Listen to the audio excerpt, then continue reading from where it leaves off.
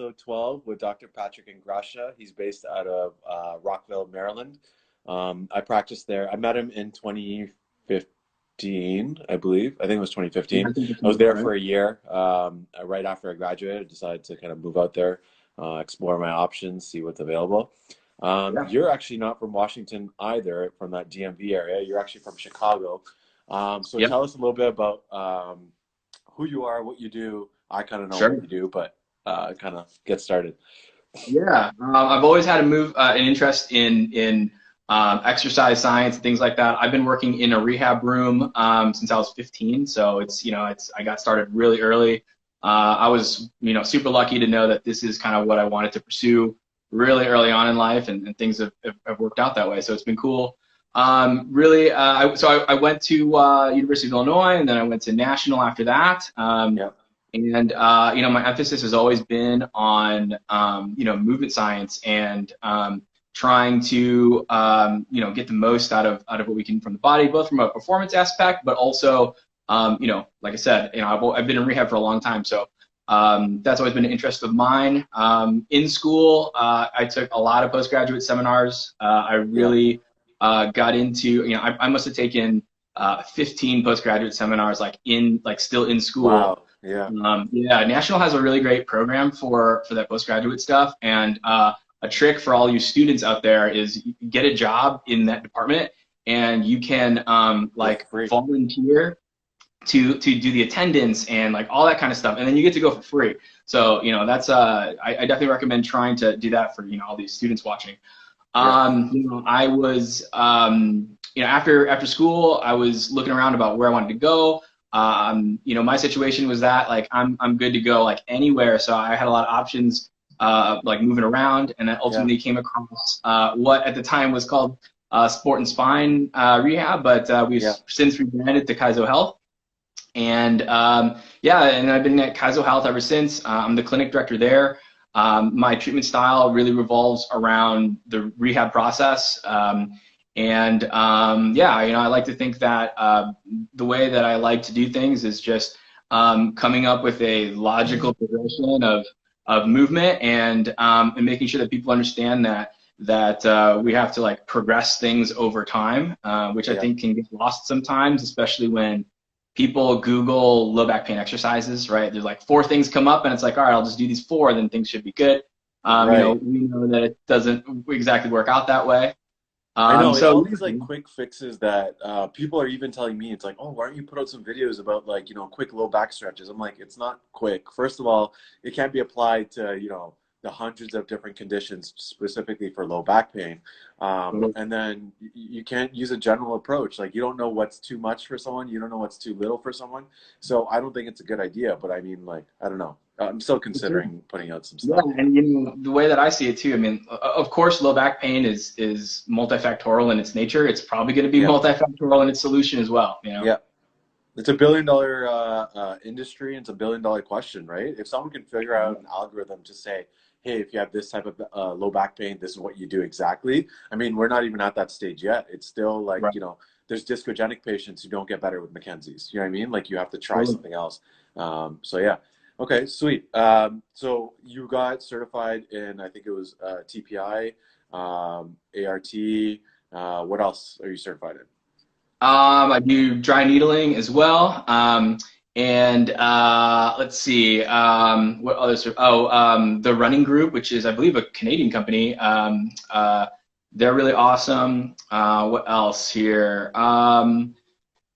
Yeah, I mean, that's most That's of plenty. my Yeah, yeah. active certifications. Yeah. Hmm. Yeah. When I was working with you, I really respected that you were very evidence-based and you were just like, what does the research say? What does the research say? And like, Sure. for something, like fibromyalgia or something like that, you're like, the research is kind of iffy, so I don't really think we should be treating this person. And I was like, that's fair. Like, it makes sense.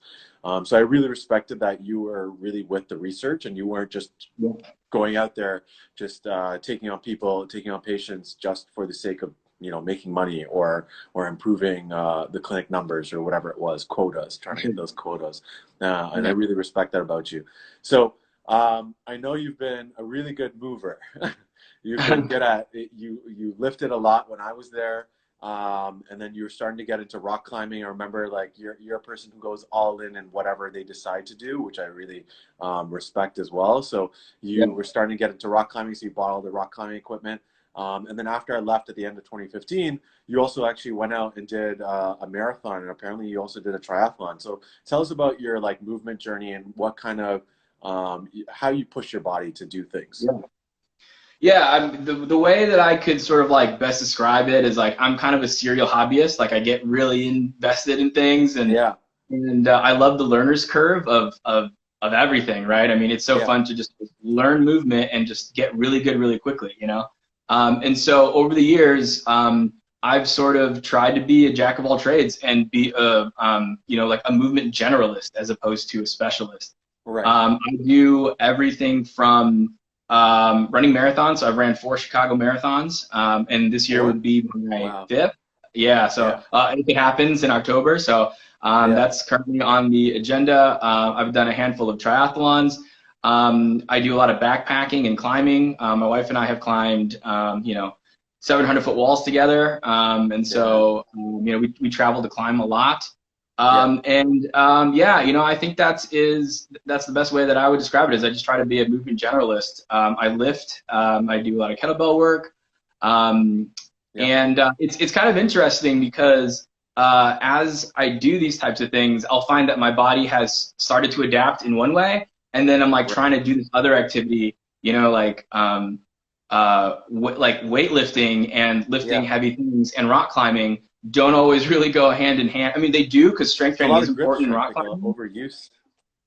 Yeah, Right, but you know, in rock climbing, it's really good to be lean and have like a really good strength to weight ratio. Whereas like when I'm right, deadlifting heavy, it's like I'm going to gain size from that, and that makes it harder to rock climb. So you know, I do right. have occasionally like these clashes a little bit, but you know, Yeah, I just like mixing it up and getting decent at a lot of different things. And you know, I think that's something that's kind of missing today, especially in this area, in the Maryland area. Youth sports are just so competitive. I mean, the caliber of people that I see in lacrosse that are going for Division I scholarships, people who yeah, have swim practice at 4:30 in the morning, you know, and doing like 30, 40 hours worth of swimming in a week on top of school. Like it is very, very competitive here. And you know, as you specialize into being a good lacrosse player or being a good pitcher or gymnast, right. as we get more specialization, we lose a lot of that ability to generalize, which is sad. You know, we're not seeing as many like multi-athlete, you know, students Yeah, I anymore. I read mean, in the research it was saying something of like you should be doing like multi-sports up until maybe you're like 13, 14. Then after yeah, that you can specialize a little bit, but I agree with you. It's overloading of certain muscles, certain joints with one particular sport compared to another, unless I can't really name a sport where it's like generally entire body that's loaded properly and correctly. yeah, But yeah, it's tough. And I think the competition, people just want to outdo other people. So they're like, well, if someone's getting up at 4:30, I'm going to get up at 3:30 now.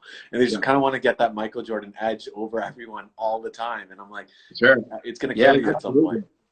Yeah, and you know that for sure has its place. You know, the competitiveness in youth sports is an important part of just becoming a person. You know, Yeah, but at the same time, we lose some of the emphasis on why sports are fun in the first place, and like you know the play aspect of sports isn't emphasized as much anymore, which yeah, is sad. You know, like it's kind of like gone are the days of like I grew up like getting lost in the forest and setting up ramps to jump a creek on my BMX bike, and it's like right. you know, kids aren't really doing as much of that anymore, and it's It's hard to too compete with. structured. It's not as creative. Right, yeah, and you know, it's hard to compete with the stimulus of $1,000 computer in your pocket, right? Like, Right. you know, yeah, so It's it's tricky nowadays for sure. Yeah.